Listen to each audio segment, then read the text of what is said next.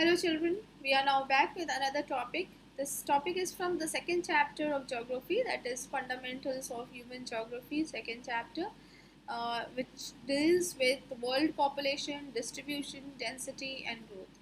So we are dealing in this video with the topic density of population. First of all, let us discuss what is population. Population actually refers to number of people, the total number of people living in an area. So when we talk about the density of population, it refers to the ratio between the number of people to the size of land in a country. It can be simply expressed as number of people living in per unit area. It's usually measured in persons per square kilometer. So the formula for population density can be expressed in terms of total population divided by area. The population, when we talk about the population of any country, it refers to how many people live in that country during a given period of time. Population, it is a changing variable. It changes with time, and as people are born, the population would increase. When people die, the population would decrease. It may increase or decrease also due to migration. So when we talk about this population density, density को हम हिंदी में घनत्व कह सकते हैं बच्चे. घनत्व से अगर हम साइंटिफिक इसके अर्थ में जाएंगे डेंसिटी को, तो हम डिफाइन करते हैं मास अपॉन वॉल्यूम. तो कोई भी चीज़ कितना घना है. अगर हम 1 kg आयरन लेते हैं और 1 kg कॉटन लेते हैं, तो घनत्व किसका ज़्यादा होगा? जो ज़्यादा स्पेस ऑक्यूपाई करेगा उसका घनत्व कम होगा, क्योंकि मास दोनों का अगर सेम है, दोनों का वेट जो है 1 kg है, तो मास दोनों का 1 kg है, लेकिन स्पेस कौन सा ज़्यादा ऑक्यूपाई करेगा? कॉटन ज़्यादा स्पेस ऑक्यूपाई करेगा, आयरन जो है बहुत कम स्पेस ऑक्यूपाई करेगा. तो घनत्व आयरन का ज़्यादा है. आयरन के जो पार्टिकल्स हैं बहुत पास पास हैं, और कॉटन का घनत्व जो है कम है, क्योंकि उसमें बहुत एयर स्पेस रहता है, जिसकी वजह से उसका घनत्व कम हो जाता है. तो वैसे अगर हम पॉपुलेशन के टर्म में लेते हैं डेंसिटी को, तो यहाँ पे आप डायग्राम से इसको समझ सकते हैं. ये हाई डेंसिटी ऑफ पॉपुलेशन है. यहाँ पे जो स्माइलीज बने हुए हैं ये बहुत पास पास हैं उसी एरिया में. दूसरे में जहाँ लो डेंसिटी दिखाया है, यहाँ पे आप देखेंगे कि 3 स्माइलीज हैं डिस्ट्रीब्यूटेड पूरे स्पेस में. और जो फर्स्ट डायग्राम है इसमें आपको दिखेगा हाई डेंसिटी दिखा रहा है, क्योंकि इसमें बहुत सारे स्माइलीज हैं उस सेम फिगर में और सेम एरिया में बहुत सारे स्माइलीज हैं, जिसका मतलब उन स्माइलीज के बीच का स्पेस जो है बहुत कम है. पास पास जब लोग इकट्ठा होते हैं तो वो डेंसिटी ज़्यादा होती है, और जब लोग दूर दूर होते हैं तो डेंसिटी कम होती है. जब उनके बीच का स्पेस ज़्यादा हो तो वो डेंसिटी को कम घनत्व दिखाता है जनसंख्या का. तो इस डायग्राम से डेंसिटी का कॉन्सेप्ट आपको थोड़ा और क्लियर हो जाएगा. Population distribution.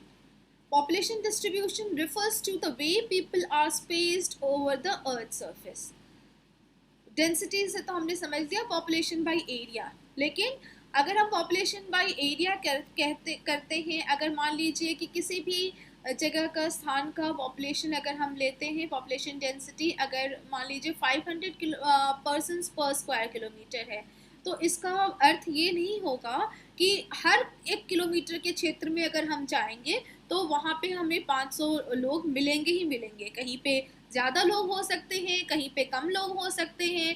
तो पॉपुलेशन डिस्ट्रीब्यूशन जो है वो कहीं पे कम और ज़्यादा हो सकता है. कहीं पे क्लस्टरिंग हो सकती है लोगों की, कहीं पे यूनिफॉर्म डिस्ट्रीब्यूशन हो सकता है, जैसे आपको इस डायग्राम में क्लियरली दिखा हुआ है. आप देख सकते हैं कि पहला जो डायग्राम है इसमें मोर और लेस यूनिफॉर्म डिस्ट्रीब्यूशन है, और लगभग जो डॉट्स हैं उनके बीच की दूरी लगभग समान है. दूसरे उसमें आप देखेंगे कि ऊपर की तरफ ये डॉट्स जो हैं थोड़े से कम हैं, नीचे की तरफ ज़्यादा है, बीच में सिंगल डॉट्स हैं। ये रैंडम है, ये रैंडम डिस्ट्रीब्यूशन है। और इसमें अगर आप देखेंगे तो जो राइट हैंड साइड कॉर्नर है यहाँ पे लोगों को ये डेंसिटी यहाँ पे ज़्यादा दिख रही है। तीसरा जो अगर आप डायग्राम देखेंगे यहाँ पे क्लस्टरिंग हो रखी है, 3 ग्रुप्स दिखाई दे रहे हैं, 3 ग्रुप्स उभर के आ रहे हैं। तो जो 3 क्षेत्र हैं यहाँ पे घनत्व ज़्यादा है, तो यूनिफॉर्म डिस्ट्रीब्यूशन नहीं है, यहाँ पे क्लस्टरिंग हो रखी है। तो डेंसिटी जो है एक स्टेटमेंट है कि पर स्क्वायर किलोमीटर एरिया में ऑन एन एवरेज कितने लोग रहते हैं, लेकिन डिस्ट्रीब्यूशन जो है कहीं का यूनिफॉर्म हो सकता है, कहीं का रैंडम डिस्ट्रीब्यूशन हो सकता है, कहीं पे क्लस्टरिंग हो सकती है। तो इसके कुछ फैक्टर्स हैं जिसकी वजह से पॉपुलेशन डिस्ट्रीब्यूशन जो है असमान होता है। World over the distribution of population is not even. There is uneven distribution of population in the world. You may have studied there are certain areas in the world like the northeast Asia, or the Southeast Asia. It has very high density of population. Bangladesh, Japan, India, these are the countries with very high density of population. But on the same hand, like Sahara Desert region, the desert of Mongolia, in these places, very less people live. Siberian desert, these are inhabited by very few number of people. So those regions have very low density of population. So the distribution of population in the world is uneven. And let us examine the factors which results in uneven distribution of population in the world. So all the factors that affect distribution of population, they can be grouped into these 3 factors, like the geographical factors, economic factors, and social and cultural factors. So the factors can be put into 3 groups. Geographical factors, let us first study the geographical factors. Excuse me. So there are 4 geographical factors that result in distribution of population. The first, which has been discussed here, is water, or the availability of water. Second is landforms. Third, climate. And the fourth is soil.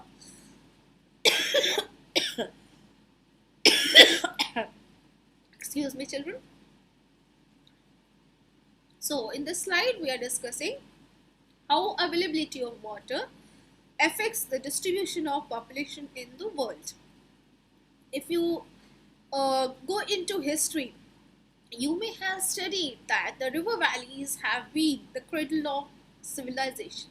The early civilizations, most of them, they flourished in the river valleys. You know the names of the 4 early civilizations. The Indus Valley civilization, which developed in India and Pakistan along the valley of river Indus and Ganga and its tributaries. The Huanggo civilization, which developed in China, the Chinese civilization it was called, the civilization which developed on the bank of river Nile in Egypt, the Egyptian civilization, and the Mesopotamian civilization. So these early civilizations, the early signs of civilization has been noticed in river valleys. So what was the reason, children? What was the reason why these early civilizations developed in the river valleys? Because rivers are the sources of fresh water, and in our day-to-day life we need fresh water for cooking, for drinking, for growing of crops, for industries, for navigation. So there are many uses of water in our daily life, because of which wherever the availability of water is in plenty, people like to settle in those regions. So people prefer to live in the areas where fresh water is easily available for drinking and for cattle, crops, industries, and navigation. Navigation is traveling through river or traveling through water is called navigation. So the example has been cited here. Due to this reason, the river valleys all over the world are amongst the most densely populated areas of the world. So we have discussed the first factor, which is availability of water.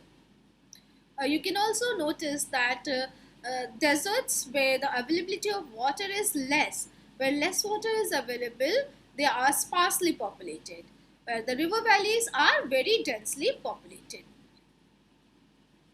The second important factor, the geographical factor, is landforms. Landforms may be grouped as the major landforms are mountains, plateaus, and plains.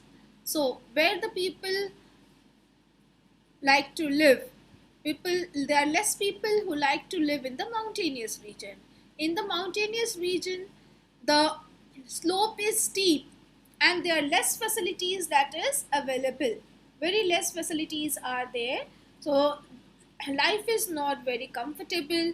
We cannot build up settlements and transport network over the mountains. Even if we try to build, they are costly and they are difficult to build. So because of these reasons, people prefer to live over the flat plains and gentle slopes rather than on mountainous and hilly areas. This is because plain areas are favorable for the production of crops and to build roads and industries. So over the plains, life is easy. People can do agriculture. The agricultural production is more, which can support a large number of people. On the other hand, agriculture is not possible over the steep slopes of the mountains. So mountains are not favorable for the development of transport, industries, and settlements. The mountainous and hilly areas are unfavorable for the development of transport network, agriculture, industries. Even the climatic conditions are not favorable over the mountains. So there are very less people who like to live over the mountains, and there are more people who live in the plain areas. The best example here which is quoted is the Ganga plains are amongst the most densely populated areas of the world, while the mountainous zones of the Himalayas are barely populated.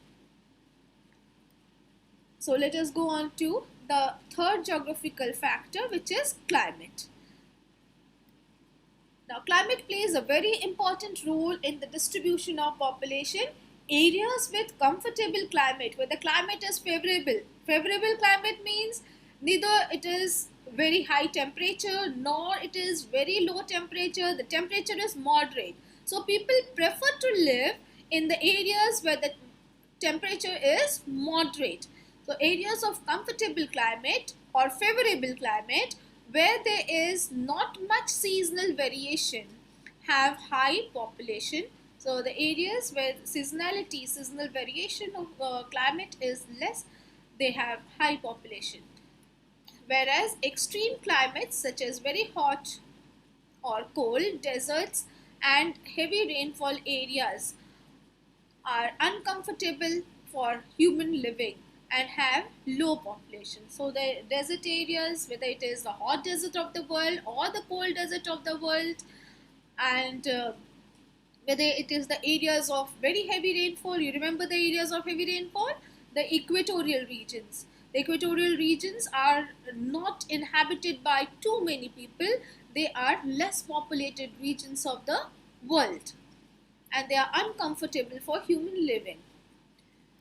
So example that has been quoted here is the Mediterranean regions were inhabited from early periods in history due to their pleasant climate. The region around the Mediterranean Sea has a pleasant climatic condition. You remember, children, the areas which are very close to the sea, they have moderate climatic condition. Some examples from India, it can be Mumbai, Goa, Chennai. These places have high density of population because the climate is favorable, the temperature is moderate, there is not much variation in the temperature condition. So there are more people who live in such areas.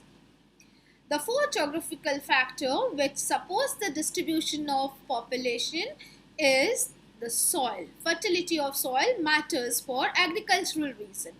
Fertile soils are important for agriculture and related activities.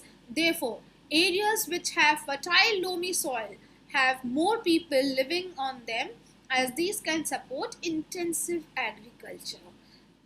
And this is the reason why the northern plains of India, which are formed of alluvial soil, which are thought to be very fertile, they are densely populated because here the agricultural production is very high, and this high agricultural production can support more number of people, so there are more people who settle around these areas. On the other hand, the leach soil of the temperate lands, the podzols, they are very poor in fertility, and so they support a sparse population. They do not support a dense population.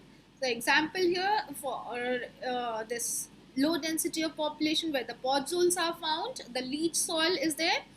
It is Canada. For instance, marked difference can be noticed in population concentration between areas of clay soil and podzol soil. So in Canada, the concentration of population is higher in the areas which have fertile soil, but the areas which are covered with clay soils or podzol soils, they are not very fertile, they are not very highly populated. The fourth factor that the fourth geographical factor which is important for distribution of population is the fertility of soil. The fertility of soil is important from agricultural point of view. If the soil is fertile, the agricultural production will be high, and it is important for agricultural and related activities. Therefore, areas which has fertile loamy soil or alluvial soil, they support high density of population. The northern plains of India are densely populated because of their fertile alluvial soil. So on the other hand, the leached soil means where the fertility of the soil declines because the mineral content present in the soil has been washed away, has been leached away, has been stolen away from the soil due to excessive rainfall. So the leached soil of the temperate lands, which are the podzols, and they are very poor in fertility, they can support very sparse population, especially in Canada. The marked difference can be noticed in the concentration of population in the areas where the clay soil is found and where the podzol soils are found. So next factor is the economic factors which support the distribution of population. There are three economic factors: minerals, the presence of minerals. Uh, Minerals are found in rocks. There are some examples of minerals quoted here: hematite, magnetite. These are the forms of iron ore, Fe2O3 and Fe3O4, and limonite. All these three are iron ores. So these are found in rocks. So the areas which are rich in mineral resources, they have high density of population. The second economic factor is urbanization, and the third one is industrialization. Let us go into further details of these factors. So first economic factor is minerals. Areas with rich mineral deposits attract mining and industrial activities.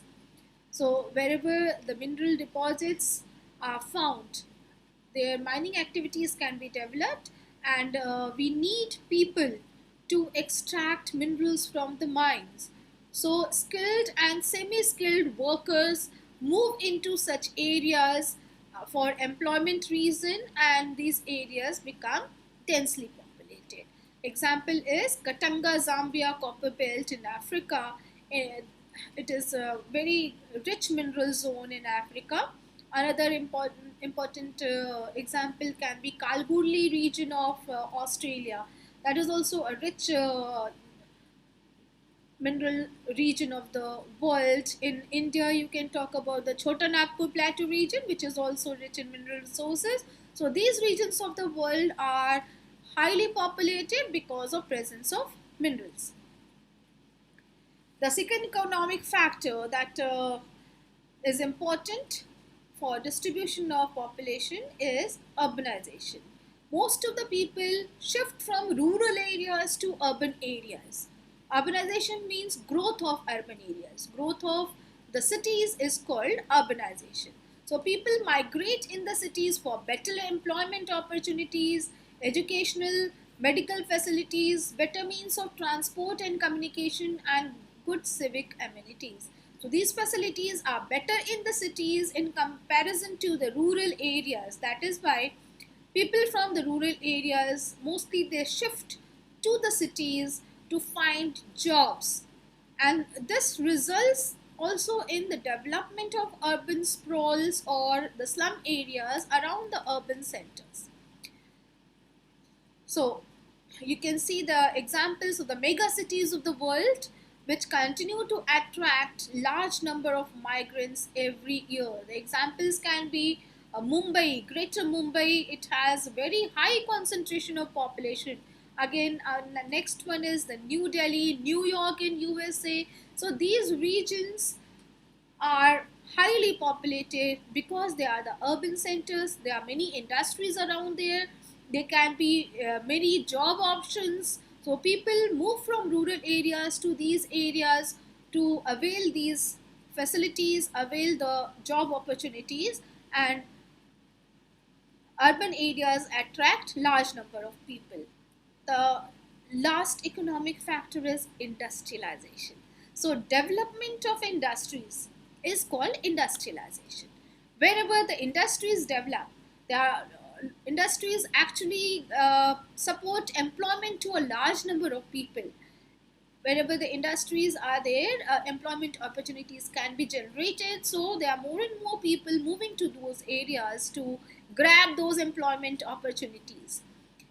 These include not only the factory workers but the transport operators, the shopkeepers, the bank employees, doctors, teachers, and other service providers. So you can see the examples like Jamshedpur. It is a very important center of iron and steel industry in India. In fact, the first iron and steel industry that was set up in India was set up at Jamshedpur. So before the setting up of this industrial plant, this region was not so developed. When the industry got established, the jobs were created, many people came and settled around that area, and when the center developed as an urban center, when people began to settle around those areas, there were demands for transport and communication activities, demand for market, demand for the schools and the medical facilities. So all these, as people settle in that area, their demands also grew. And as their demands grew, these facilities were also developed around that center, and that resulted in urbanization. So industrialization may result in urbanization, and so many people settle around the industrial centers to provide facilities to the people who are working in the industries. These industrial workers, they create job for other people also.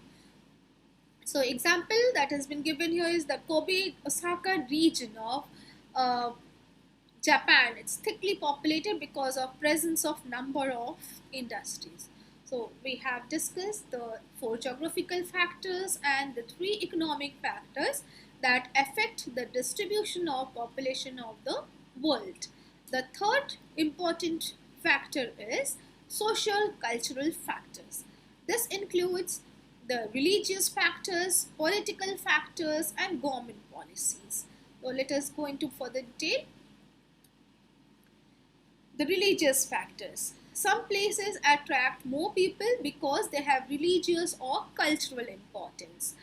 So in USA, people of different nationalities prefer their own region where common culture and traditions are present. So where there are different ethnic groups, they want to live amongst their own natives. So there have been cultural clustering or ethnic clustering has been developed in USA. People like to visit and settle around places of religious significance. So the places in the world which have religious significance, such as Varanasi, Mecca, Amritsar, these places are overcrowded because of their religious significance. People like to go there for pilgrimage, and they also like to settle around those areas. And so the population of the religious centers grows gradually. The second social and cultural factor is political unrest and wars. So while the previous factor attracted more population, political unrest and war, it actually discourages people to settle in the area where there is more of these activities. People tend to move away from places where there is social and political unrest. So, political unrest means the government is not stable, the government changes frequently, uh, the government also, it may be like if the government is autocratic or it is not in the favor of the people. Democracy is generally preferred by the people to live. People can live peacefully in a democratic country, but the autocratic rulers, they generally people are not attracted to live in the countries which have autocratic rules, or where uh, the government cannot provide security to the people. Terrorism and warlike condition also discourage people to settle in certain areas.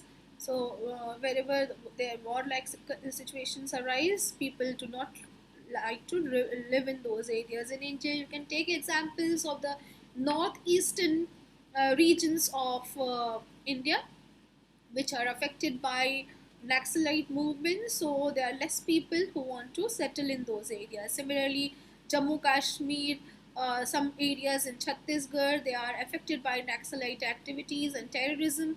So less people like to settle in such areas. People move away from those areas. Other examples from the world are from Ethiopia, Sudan, Sri Lanka. People have moved out from these countries because warlike situation arise in those countries. The third important social and cultural factor is government policies. Many a times, the government offers incentives to people to live in sparsely populated areas or move away from overcrowded places. Because due to overcrowding, a lot of problems arise in the urban area. So, certain cities, the government has supported the movement of population uh, from these overcrowded cities, so that there should be a more even distribution of population, and the problems that arise due to the development of slums, these problems can be tackled easily. Especially the examples can be taken from USSR and China, that we will discuss in the forthcoming slide. With increasing state control over economic activities, government policies have led to a significant change in the patterns of population distribution in several parts of the world. In the erstwhile USSR, that is Russia, facilitated by advances in science and technology, population was directed to parts of Siberian plains which were otherwise not suitable for human habitation. We know that Siberia does not have a favorable climatic condition. The climate is very harsh, it is a cold desert, so people did not like to settle in those areas. But the government has uh, did a lot of advances, and with the help of science and technology, certain parts of Siberia have been made habitable for the people, and people have started settling around those areas. Similarly, in China, planned colonization of interior encouraged by the communist government has resulted in significant change in population patterns. So these in all we have developed, we have discussed about 10 factors which affect the distribution of population of the world. I hope you have understood these factors.